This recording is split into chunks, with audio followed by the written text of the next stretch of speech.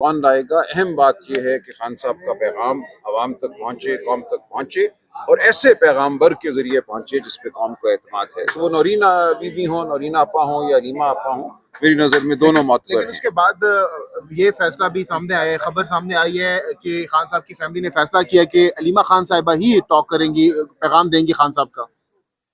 देखिए, मैंने फिर यही अर्ज़ किया ना कि एक बहन हो या दूसरी बहन हो, इससे कोई फ़र्क नहीं पड़ता, दोनों पे पाकिस्तान की कौम को एतबार है। अली ज़फ़र साहब ने एक बात की, हो सकता है रीमा बीबी ने, नौरीन आपा ने उनसे बात की हो और अपने फैसले से आगाह कर दिया, और ये ऐसा कोई बड़ा मामला नहीं है।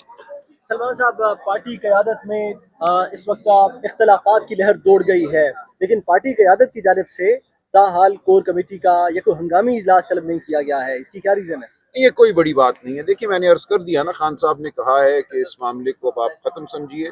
एक बात हो गई, एक तरफ से एक गुफ्तगू हुई, दूसरी जानिब से दूसरी गुफ्तगू हुई, अब ये मामला ख़त्म है और इस पर कोई बयान नहीं रहेगा पार्टी के हवाले से या ज़ाती हवाले से कोई बात नहीं। क्योंकि आप अपोजिशन में हैं, बताइएगा क्या आप कश्मीर वाले जो मामलात इस वक्त जो इस वक्त शिद्दत इख्तियार कर चुके हैं, उन्हें आप कैसे देखें?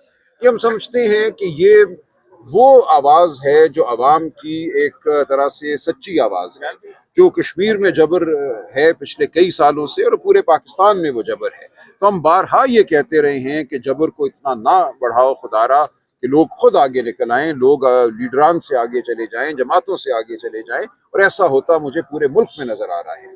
जो हालात हैं कश्मीर के, ये उसका फितरी रद्द अमल है। राजा साहब, ये बताइएगा कि कल परसों से खबरें गर्दिश कर रही हैं कि